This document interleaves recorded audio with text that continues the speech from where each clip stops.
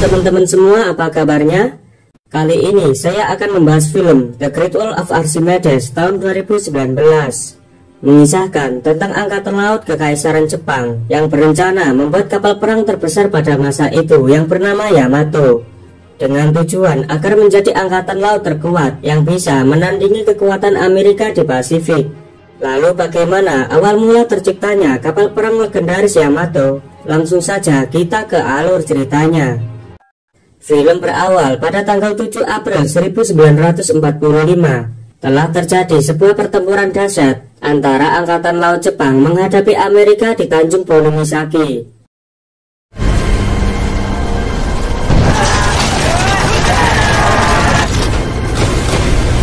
Dalam pertempuran itu, Amerika mengerahkan pesawat tempur yang jumlahnya sangat banyak untuk menggempur kapal perang Yamato habis-habisan, sehingga kapal kebanggaan Angkatan Laut Jepang mulai tenggelam.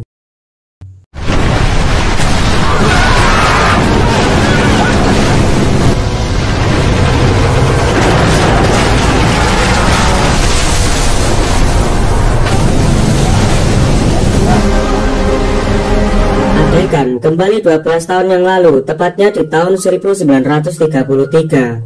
Terlihat Isoroku Yamamoto sedang memimpin latihan armada gabungan pertama Angkatan Laut dan Udara yang berada di kapal induk Akagi.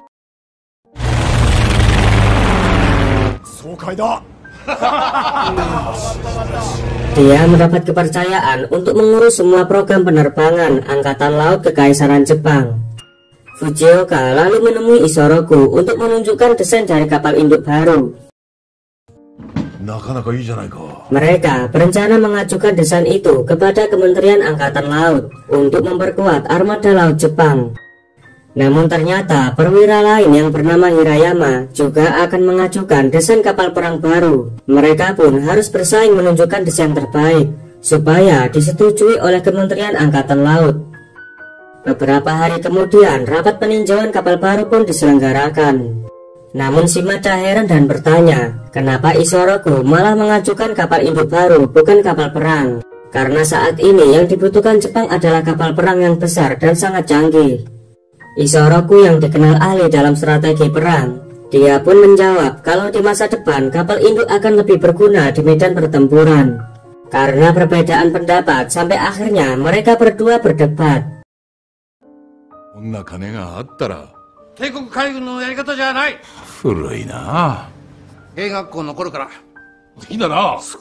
Di tengah perdebatan mereka, Hirayama yang menjadi pesaing Isoroku tiba-tiba menunjukkan prototipe kapal perang hasil karyanya. Melihat itu, Shimada dan Minio Ozomi yang sebagai ketua Kementerian Angkatan Laut sangat takjub dan kagum.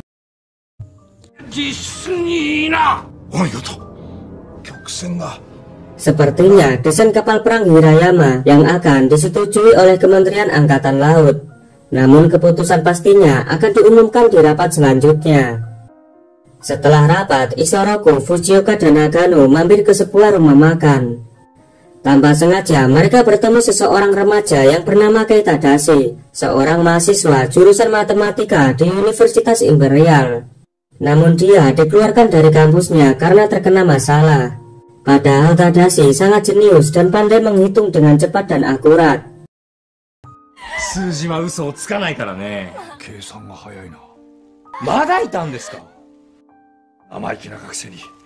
Setelah bertemu dengan Tadashi, mereka pun membahas anggaran biaya dari desain kapal perang milik Hirayama. Isoroku menganggap ada sebuah kejanggalan setelah mengetahui anggaran biaya kapal Hirayama yang lebih murah jika dibanding anggaran biaya kapal induk mereka. Isoroku menyangka bahwa Hirayama telah berbohong soal anggaran biaya. Karena itu ia bertekad untuk membongkar kebohongan yang dilakukan Hirayama. Dan pastinya desain kapal Hirayama tidak akan disetujui oleh Kementerian Angkatan Laut. Tapi mereka kesulitan untuk menghitung anggaran biaya yang sebenarnya, karena mereka harus bisa mengetahui daftar harga setiap komponen kapal, seperti bahan baku, jumlah pekerja, dan beberapa lama proyek pembuatan kapal. Di tengah kebingungan itu, Isoroku teringat kemampuan menghitung Tadashi yang sangat jenius. Isoroku yang sangat tertarik dengan kemampuan Tadashi, ia berusaha menggali informasinya. Isoroku langsung pergi ke rumah Tadashi bersama anak buahnya yang bernama Tanaka. Setelah bertemu, Isoroku mengajak Tadashi supaya ikut bergabung dengannya. Namun Tadashi menolak ajakan tersebut karena dia ingin melanjutkan sekolahnya di Amerika. Dan sebenarnya Tadashi sangat membenci peperangan. Mendengar jawaban Tadashi membuat Isoroku sangat kecewa. Isoroku lalu memberitahu informasi yang sangat rahasia, kalau sebentar lagi Jepang akan berperang melawan Amerika. Namun Tadashi tetap pada pendiriannya. Ia menolak ajakan Isoroku Yamamoto. Ketika Tadashi akan berangkat menuju Amerika, tiba-tiba ia teringat dengan ucapan Isoroku. Tadashi membayangkan jika peperangan benar-benar terjadi. Karena Tadashi yang ingin membela negaranya, dia pun mengurungkan niatnya untuk berangkat ke Amerika. Dan akhirnya Tadashi setuju untuk bergabung dengan Isoroku. Isoroku lalu memberikan tugas untuk Tadashi, yaitu menghitung anggaran biaya yang sebenarnya dari desain kapal perang milik Hirayama. Namun Tadashi hanya diberi waktu 2 minggu untuk menyelesaikan tugas itu sebelum rapat dilaksanakan.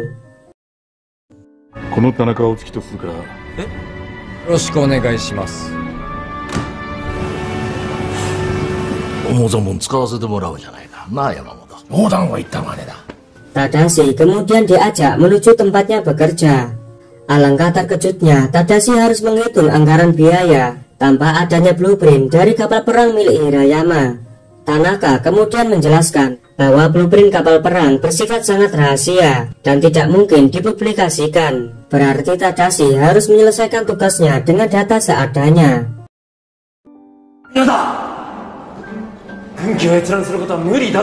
Tadashi yang memang sangat jenius, dia tidak kehabisan akal. Dia mengajak Tanaka menuju pelabuhan untuk mengetahui kapal perang sungguhan, supaya dia mendapat gambaran mengenai blueprint dari kapal perang milik Hirayama.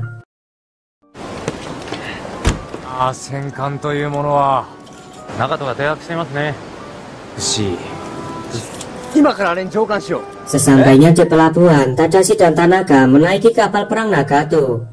Di sana mereka disambut baik oleh Kapten Sekiso dan diizinkan menaiki kapal perang Nagato. Mereka berdua pun dipersilakan untuk beristirahat. Di sana Tadashi langsung membuka setiap lemari untuk mencari data kapal perang. Beruntungnya dia menemukan blueprint dari kapal perang Nagato. Kemudian Tadashi langsung menyalin ke buku kecilnya.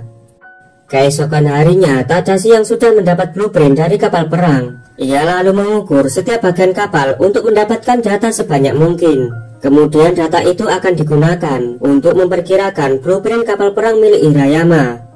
Namun ternyata aktivitas mereka dimata-matai oleh bawahan Hirayama. Ia segera memberitahu Hirayama dan Shimada. Mendengar hal tersebut, seketika mereka tertawa, karena menurut mereka apa yang dilakukan Tadashi sangat konyol, dan sepertinya mereka meremehkan kemampuan Tadashi. Shin beralih ke Tadashi yang sudah kembali ke tempat kerjanya. Dengan salinan data yang ia dapat dari kapal perang Nagato, Tadashi membuat blueprint kapal perang milik Hirayama. Melihat itu, Tanaka sempat meragukan Tadashi, karena menurutnya untuk membuat blueprint dari sebuah kapal perang sangatlah sulit. Apalagi Tadashi belum pernah menggambar blueprint dari kapal perang. Singkat cerita, malam pun tiba. Tanaka membawa makan malam untuk Tadashi. Namun dia sangat terkejut dan terheran ketika melihat Tadashi sudah menyelesaikan blueprint dalam waktu sehari saja. Namun Tadashi yang memang jenius nyatanya mampu melakukannya. Sekarang Tadashi tinggal mencari tahu total anggaran biaya proyek pembuatan yang sebenarnya. Namun semua data tersebut sangat rahasia. Tanaka menyarankan untuk mencari data tersebut di perusahaan swasta yang membuat kapal perang.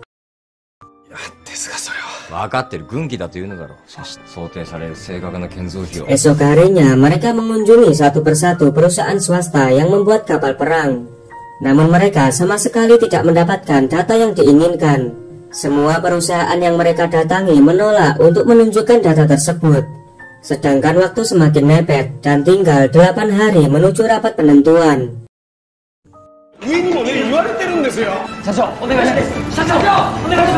Tadashi yang sudah sangat kebingungan kemudian menemui Osaki untuk minta bantuan mencari data yang ia butuhkan di perusahaan milik ayah Osaki. Diketahui ayah Osaki mempunyai perusahaan yang membuat kapal perang. Namun Osaki tidak tahu menahu tentang keberadaan data tersebut. Ia pun menyarankan Tadashi untuk menemui seseorang mantan karyawan ayahnya yang bernama Kiyoshi Osato. Arigatou. Setelah mendapat informasi dari Osaki, Tadashi dan Tanaka langsung pergi menuju Osaka menemui Kiyoshi. Pagi harinya mereka pun sudah sampai di tempat kerja Kiyoshi dan menjelaskan maksud kedatangan mereka, yaitu meminta data biaya anggaran kapal. Namun sayangnya mereka malah diusir dari sana. Mereka pun sampai memohon kepada Kiyoshi agar membantunya menyelesaikan tugas mereka. Namun Kiyoshi masih tidak mau membantu mereka berdua. Tadashi dan Tanaka ternyata masih belum menyerah. Mereka pun rela menunggu berjam-jam hanya untuk bisa bertemu kembali dengan Osaki. Namun lagi-lagi usaha mereka tidak membuahkan hasil. Mereka pun memutuskan untuk pulang.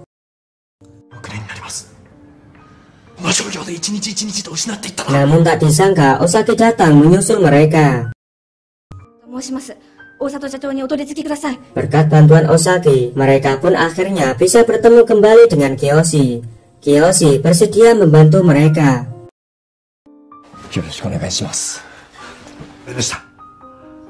Kemudian Kiyoshi menunjukkan buku-buku anggaran biaya dan informasi lainnya dari sebuah kapal perang. Dengan penuh semangat, Tadashi langsung menyalin semua total anggaran biaya. Namun tiba-tiba Tanaka mendapat sebuah surat dari Nagano yang memberitahukan bahwa rapat penentuan jadwalnya diubah dan akan dilaksanakan esok hari.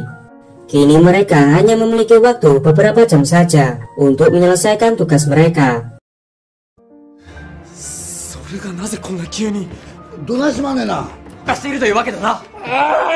Mendengar kabar itu membuat mereka semua sangat panik. Di tengah kepanikan, Tadashi menemukan sebuah rumus untuk mempermudah perhitungannya.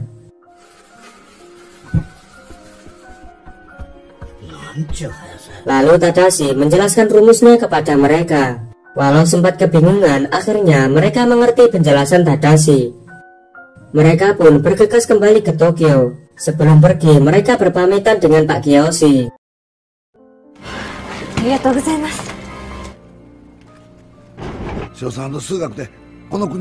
Dalam perjalanan, Tadashi melanjutkan perhitungan yang belum selesai.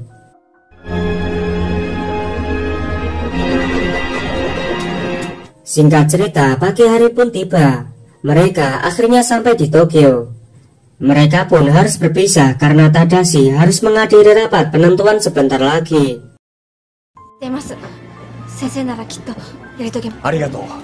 Dengan terburu-buru, Tadashi dan Tanaka akhirnya sampai di ruangan rapat. Namun mereka masih saja terus menghitung total anggaran biaya yang belum selesai. Akhirnya rapat dimulai. Kedua kubu akan menjelaskan anggaran biaya dari desain kapal milik mereka. Isoroku memberitahu anggaran biaya dari desain kapal induknya yang berjumlah 91 juta. Sementara total anggaran biaya kapal Hirayama berjumlah 89 juta. Perdebatan antara kedua kubu terjadi. Mereka saling berdebat menjelaskan keunggulan desain kapal mereka. Sampai akhirnya Ketua Kementerian Angkatan Laut memilih desain kapal perang milik Hirayama. Namun tiba-tiba Tadashi langsung berdiri dan mengatakan bahwa dia bisa mengetahui berapa total anggaran biaya sebuah desain kapal. Tadashi lalu menjelaskan untuk mengetahui total anggaran biaya sebuah kapal perang, hanya menghitung jumlah total besi yang digunakan untuk membuat sebuah kapal. Namun kubu Hirayama meragukan kebenaran rumus Tadashi. バカバカしいと言ったんです。式が正しいことを証明できれば。9700トンだ。出ました。2816万円。よしそれを見事にやった。Tadashi yang kesal lalu menghitung total anggaran biaya dari kapal perang milik Hirayama yang sebenarnya. Dengan menggunakan rumusnya, Tadashi mulai menghitung. Ternyata biayanya adalah 175 sekian juta, bukan 89 juta.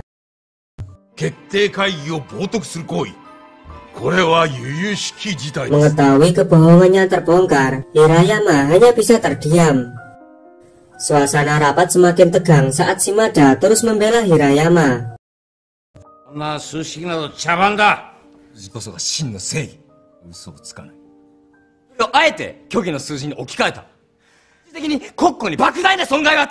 Mendengar perdebatan mereka membuat Hirayama buka suara. Ia mengatakan bahwa tujuannya berbohong untuk menjaga kerahasiaan dari proyek kapal perang terbesar dan tercanggih yang pernah dimiliki Jepang. Ia tidak mau informasi itu sampai bocor ke pihak luar, terutama Amerika. Karena menurutnya itu sangat berbahaya dan bisa saja pihak musuh ikut-ikutan membuat kapal perang yang lebih canggih. Mendengar penjelasan itu membuat semua orang terdiam karena alasan Hirayama ada benarnya. Dan akhirnya Ketua Kementerian Angkatan Laut memilih desain kapal perang Hirayama.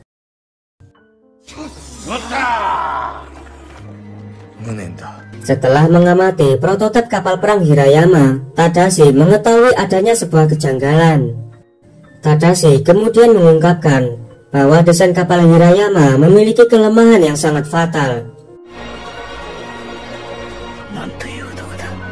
Dengan detail, Tadashi menjelaskan bahwa kapal tersebut sangat mudah tenggelam jika diterjang angin topan dan gelombang tinggi.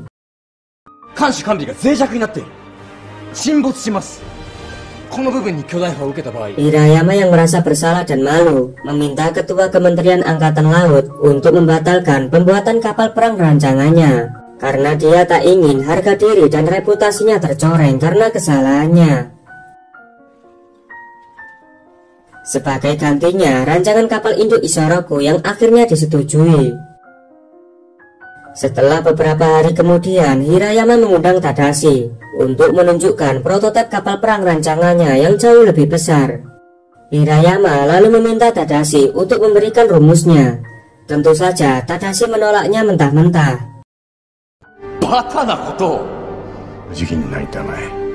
Hirayama tidak menyerah begitu saja. Ia berusaha membujuk Tadashi dan menjelaskan jika kapal perang tersebut berhasil dibuat, nantinya akan menjadi kekuatan utama bagi Angkatan Laut Kekaisaran Jepang. Kapal perang tersebut ia beri nama Yamato, yaitu sebutan lain dari negara Jepang. Yamato. Mendengar penjelasan itu, akhirnya Tadashi pun bersedia memberikan rumusnya ke Hirayama. Adegan beralih 9 tahun kemudian, tepatnya 2 bulan setelah Jepang menyerang Pearl Harbor. Akhirnya kapal Yamato yang merupakan kapal perang terbesar dan super canggih telah berhasil dibuat oleh Jepang. Terlihat kapal Yamato tengah berlayar dan dikomandoi Isoroku Yamamoto yang sudah menjadi laksamana dan panglima tertinggi. Semua awak kapal Yamato memberi penghormatan kepada Isoroku Yamamoto.